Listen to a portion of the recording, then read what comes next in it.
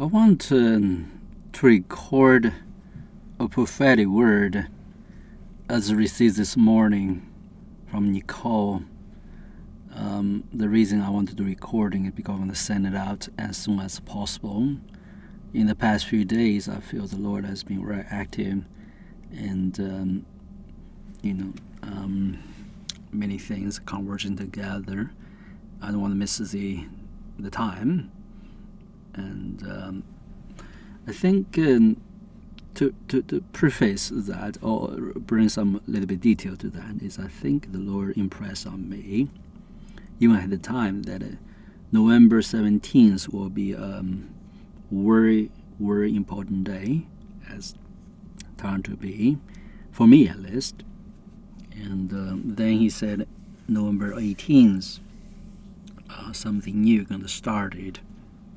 And I have been pretty much in the spirit strongly recently. Sometimes you can see the spirit is active on you. So last night I almost didn't sleep because the power of the spirit was with me all night long. And during which time I was thinking, pray over certain things, more about the direction we should take on children education, how to relate to younger generation in a proper way, and also the obstacles, and even sometimes the resistance towards that direction. And on our part, those who are supposed to play a role in facilitating that, help with that, certain on clarity, or sharing your thoughts from old traditions, from contemporary culture. So this is the second try, basically, for me to bring comment to Nicole's prophetic, which I will try to record here. Then, she might bring to some edit with Justin's help. Hopefully that will be published in written form soon. But I want to get it out, that's why I'm recording right now. Now, that is one set of thoughts, can serve as a context. The other set of thoughts is what I'm praying last night. Yes, again, it's about education, young ones, and resistance, etc. But I think it's more, it's a deep, profound cultural clash, if you will. And I was reading certain books about the 15th of last century, the transformation happening to American society and culture, certain things as well. It's just a lot of things related. It's bringing me to a more accurate assessment, if you will, for the gap, even the abandonment, a departure from long-standing traditions, especially Judeo-Christian traditions, Christianity, to in the American founding and the social fabric of this nation. And that trend came down today. I think most people know that. We think that conservative thinking is a historical fact. So. And but the effect was a deterioration of a family fabric, and some fundamental values, a fundamental construct was a healthy and flourishing culture supposed to be. If the foundation torn down, if the people have no restraint, they think they have some kind of freedom, some kind of expressions of life. The truth of the matter is, without order, there's no freedom. Without certain restraint, there's no security and prosperity. So there's a balance always. If those balancing power produce an equilibrium or that kind of equity or balance into social life or even personal life, is being forfeited or considered as against our own interest, individual interest, not disrupting according, the problem would be that, the Bible said people will throw off restraint.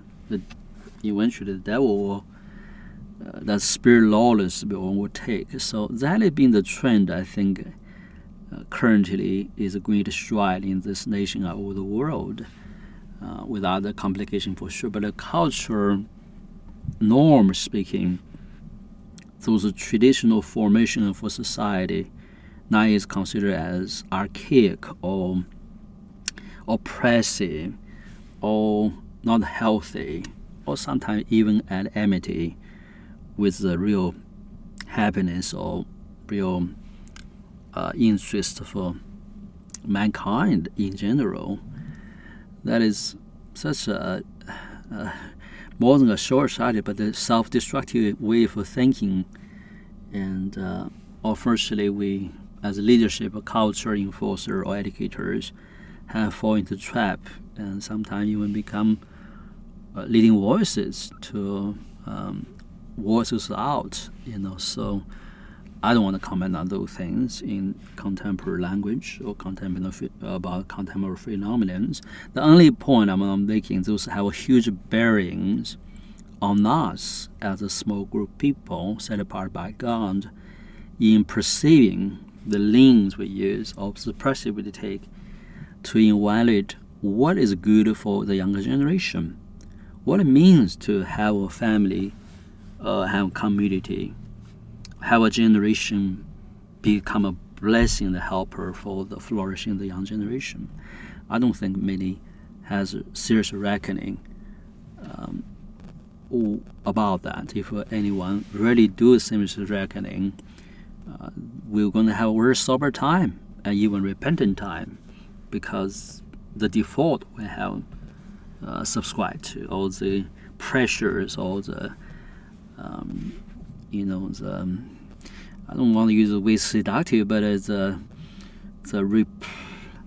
power replacement with godly ways, right? So the devil not necessarily always against us. He tried to usurp or replace things God with his counterfeit or with his perverted way, right? So that being said, so in terms that light, there's a lot can be talked about. I hope some of you can have the time to visit some teaching we laid out a couple of years ago called the Family Culture of the Lord.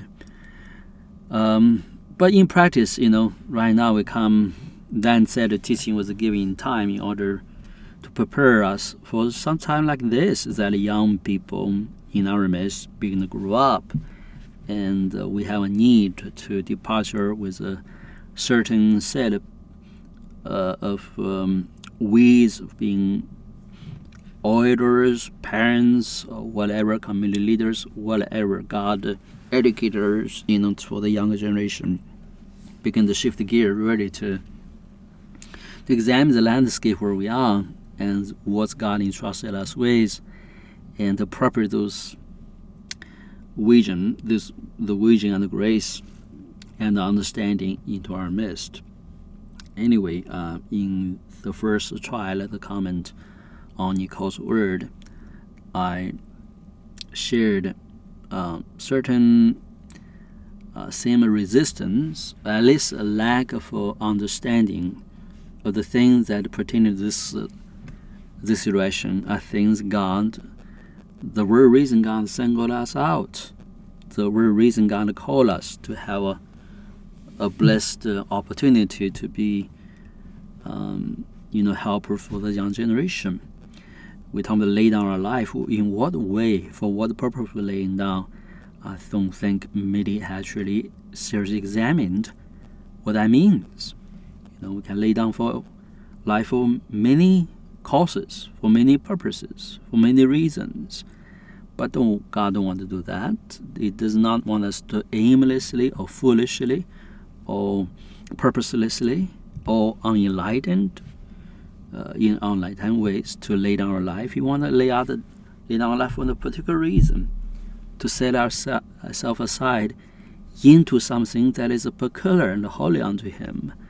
So in a setting, the personal life is such, what about the community life? What about the generation to become that kind of stepping stone, if you will, or a current, if you will, not the oppressive one, but the support, like a refuge, like a homestead, for the young ones to move forward in their God-given destinies. So what that means, I think in the first trial comments, I used 2 pictures to illustrate. One is actually mentioned by a wonderful author, Philip, who served as, I don't quite remember what kind of archbishop was. Eventually was dismissed from it, but he was used to have influential in the court for Louis XIV, and in one of the letters to some noble women from that court, he admonished the ladies basically seemed like a spiritual busybodies, over concern their own emotion, feelings, the minor struggles of life, and not able to really settle the heart on the things that matters, and the pragmatic, practical in their life. Basically, he said, you're like talking to that lady. You're like one has been led to the river, but refused to drink. That is such a powerful picture for me in the early days, to think about my own temper, my own wandering thoughts on disciplined ways. And God used that to really strip them down for me to learn to be quiet, to be simple, to concentrate on the grace and the goodness of God in everyday life, in everyday details, So anyway, that being said, so that tendency, oftentimes, why refuse to drink from the living river? Why want to have to dig our own well, or stick to our own stream, if you will? All this waiting, crying for rain, as if we are living in the desert. Those are things is oftentimes called shroud or blinders or skills over the minds. That is, we applied our own lens and our own perspective into things God is obviously is releasing and ready to enlighten us. But we refuse to look in a different light. Like you look at things from a keyhole, on eternal vision, or even distorted lens. You think everything more than blurred, something is distorted. But refuse to correct that way of perceiving things, considering things, and then represent things, because then the distorted things are not going to remain only in our own self, in our own inside, own heart. Those are going to be acted upon. They're going to be conversed about. They're going to lead us to make decisions, lead us to opine on things, what is right, what is wrong, what is good, what is bad. So if our lens are distorted, or our mind is disabled, then surely we cannot see clearly or judge properly. So anyway, we all know that.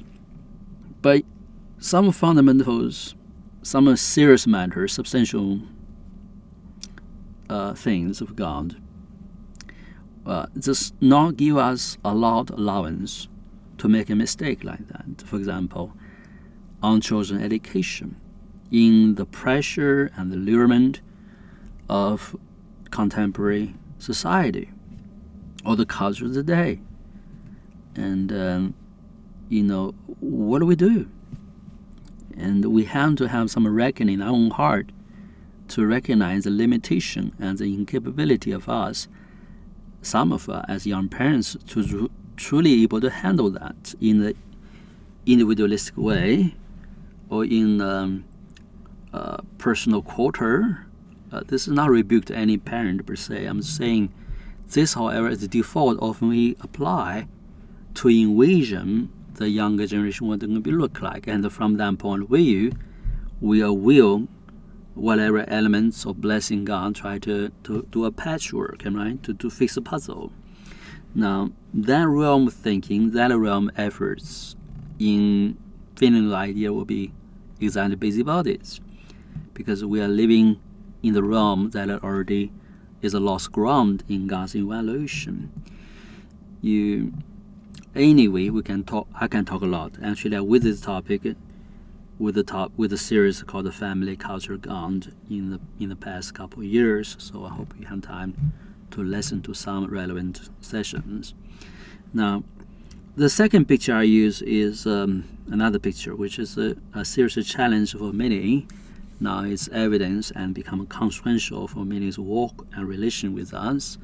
That is, if God give, let's see, the Father, Son have a table, rich table, and we are supposed to go to the temple to be an honorable guest, enjoy that table where the rich feast is laid out, and have celebration and become dwellers there, most a family member there. Let's see that.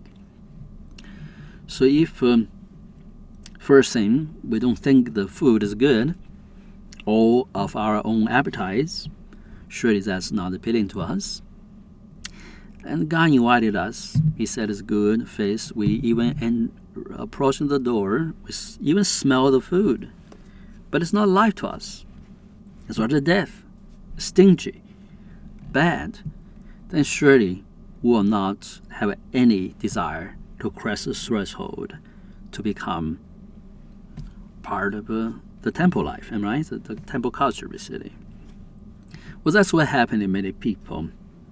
Their ways of receiving spiritual life, perceiving what it means to be a body Christ, to have a beneficial, productive fellowship, whatever, is well ill-informed, or disformed rather, deformed, or non-matured even, in ways of profiting the pure and good things of the Lord that have been shown in some major relationships and my interaction with people through the years. They really don't have a heart for true wisdom. They don't have a true dedication to the greater and transforming things of God. They know a lot.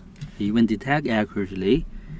Like we are going through one epoch to another. God going to do something that never done before, so and so. It's a shiny object. The fancy they will be part of it and they're able to carry it out, or they're already part of it. The truth of the matter is far from it.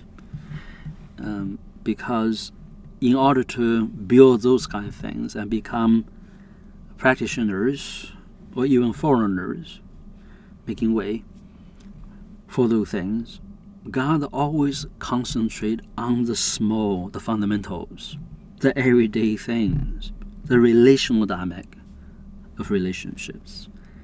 The way how we carry ourselves, the way how we interact with ourselves is profoundly important in God's culture. And that's eventually actually everything to do with it. When the Father received a son, and establish a son. How the Son respect and honor the Father, and receive the counsel, guidance from the Father, even fulfill His command, do His biddings. How the brother respect one another. How the husband and wife be unified. How children learn to live and respect honorably, to honor the father and mother in their family, in a greater generation context as a community.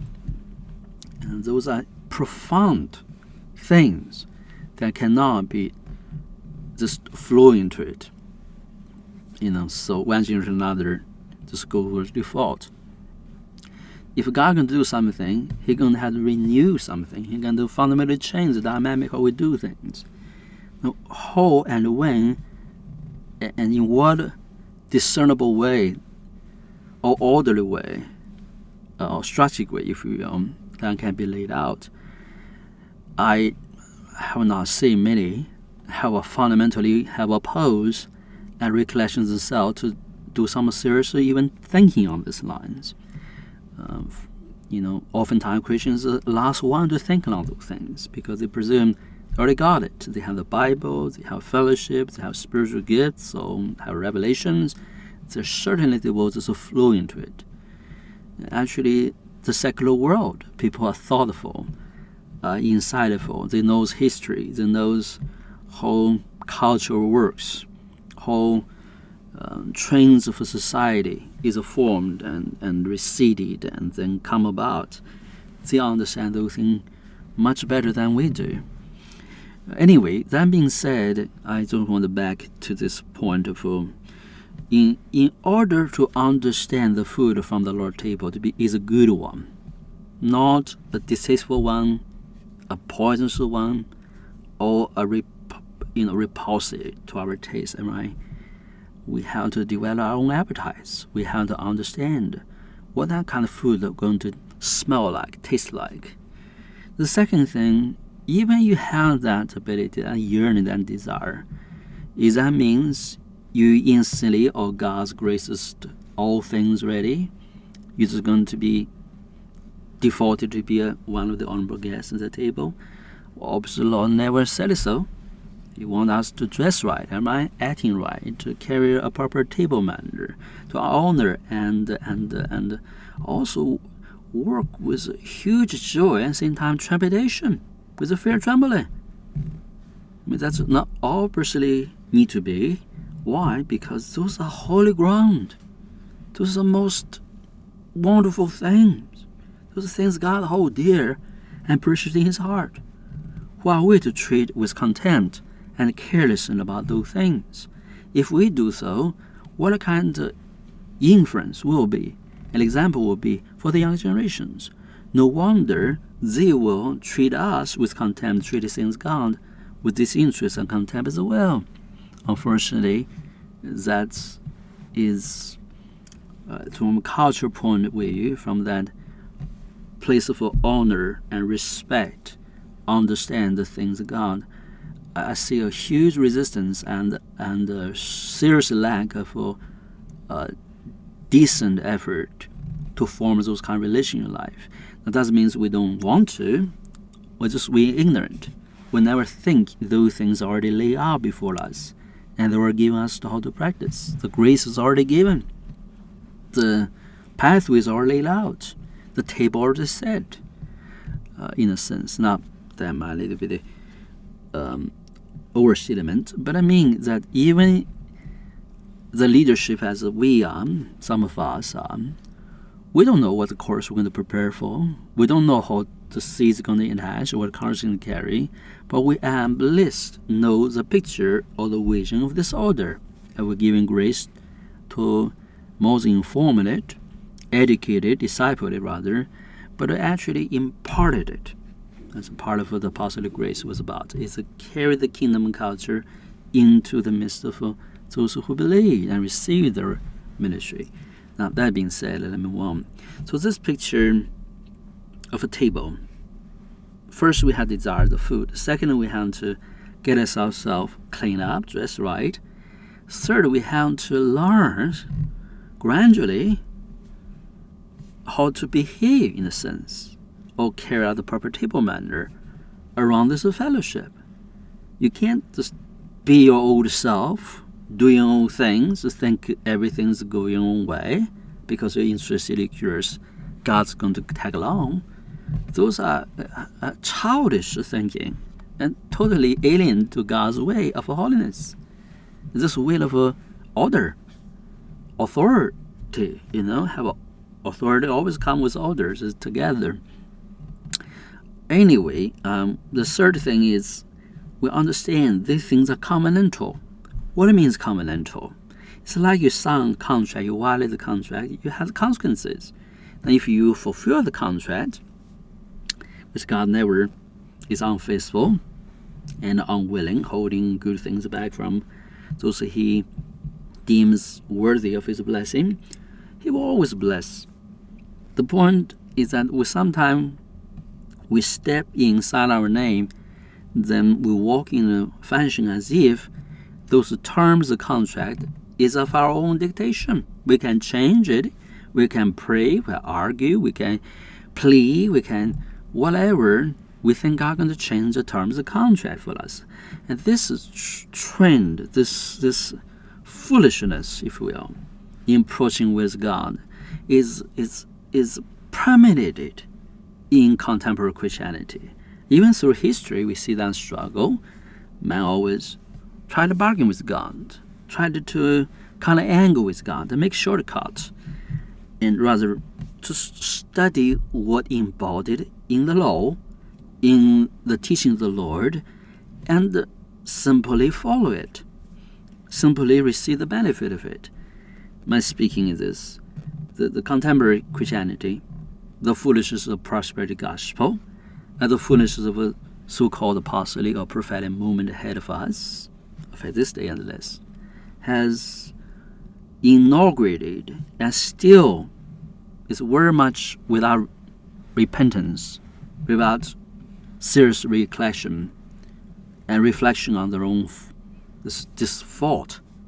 They have thrown God's people into this confusion, into this very much misleading way of engaging godly life, especially as a generation, as a community, as the body of Christ people, the body of Christ. Let me explain why is that happening. It's because of prosperity, not prosperity gospel, the prosperity Western world, a modern life, give us the luxury as if those half-hearted, uncommitted people, as long as they feel encouraged, they feel spiritually filled, or have some miracle signs going on, they think those ways are the signs of God's approval and endorsement. To the contrary, if undisciplined, unsanctified, unwilling to empty yourself, lay down yourself, those ways, is a flourishing in the general congregation, general populace of Christianity, we called. It can be noisy and loud as it can go. It doesn't help in any way to force the work of the Lord. Rather, they become more than a distraction, maybe an antichrist spirit kind of things, because it replaces the decent, genuine will of the Lord, how He wanted people to be formed. The formation of God's people is dubiously unproductive, misleading, and sometimes bring many to shipwrecks and destroy many faith, as I encountered through the years. Many either stuck in it or some disheartened by it. Some struggle with it, try to think they are getting there, but they're not. They continue get to detours, some into crash into things. I'm not sure how to bring them to good manners. And the simple ways, practical ways of becoming a generation that are able to receive God's instruction and to practice God's culture, not as a secular community, just do things in everyday life with the people, with the informed with God. It's like nobody have an appetite for it, so they don't think that is the legit work of God. God is not powerful there. God is not moving there. On the contrary, it is in the everyday life. It is in the way how you become a father, be a father, how you become a son, and be a son, how you are a wife and a husband, how you brother, a sister, others. Not talking about the natural family, I'm talking about as a community of God's people. Those are the things that matters. And I think God wants us in this day, this hour, and the provision us to do exactly that, to produce a new dynamic, if you will, an embryo, an incubator for God's culture through our keeping and our encouragement and our passing on the good things God for the younger generation. That's basically has been boiling my heart last night, most of my heart. And I don't know how to appropriate that, practical matters, what to do with the different age gap, young ones, different family, different children. I've been praying God, giving some instruction on that. And that is amazing that to hear Nicole's word. I hope I add enough context for this word. Now let me read this word to us, so you will see why I mentioned and furnish those context a little bit. Here's the word. Word of the Lord, 2021, November the 18th.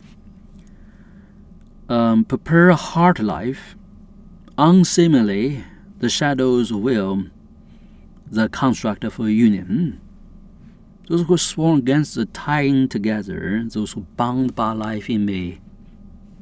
Direct your attention towards the perfection of these little ones. Divine purpose stretches beyond what is conveyed on earth. Poverty is the current state of youth, misled, unrefined, neglected, spiritually speaking. Under proper care, nurturing, this can be undone. Stolen are those who have not been properly introduced to skilled interaction. The weight of these interactions will double as time grows nearer in retrospect. Time has come nearer even now. Enter into kingdom ways of producing thought, inaction, ingenuity, integrity, intellect. Minds must be open to authority and the authorship as a means of learning the standards set before time, engaging in seemingly fallen and forgotten ways. Habits created by engaging and interacting in the world system has overtaken society and the culture, by ways of diplomatically informed children to debase all authority, egotistically produced by illegitimate children not belonging to the body of Christ, yet opposing our authority, and though they do, it's unlawful, it's unrighteous. Take it back what was stolen. Undermine the authority of this world. Take it back what was stolen. Tread on this path can be dangerous. The destruction of these young ones has been a long drawn-out plan of the enemy. He will fight for stability here. He will not willingly let go. Not now, not ever. Strong and safe are those who do my will, produce and bring about the sense in my kingdom freely and with haste. Don't be burdened or bogged down by time spent reconciling hopes of learning irrelevant things. Mind you, they are impertinent at this time, and as though you are returning to a time that is unknown by many, but ready to be resurrected through the mind of Christ, infiltrated all course of action in the manner of which it is reconciled to the position and authority of God the Father. Supply lessons taught in prophetic esteem towards furthering kingdom ways and interaction. With that, I'm going to conclude here. Blessings.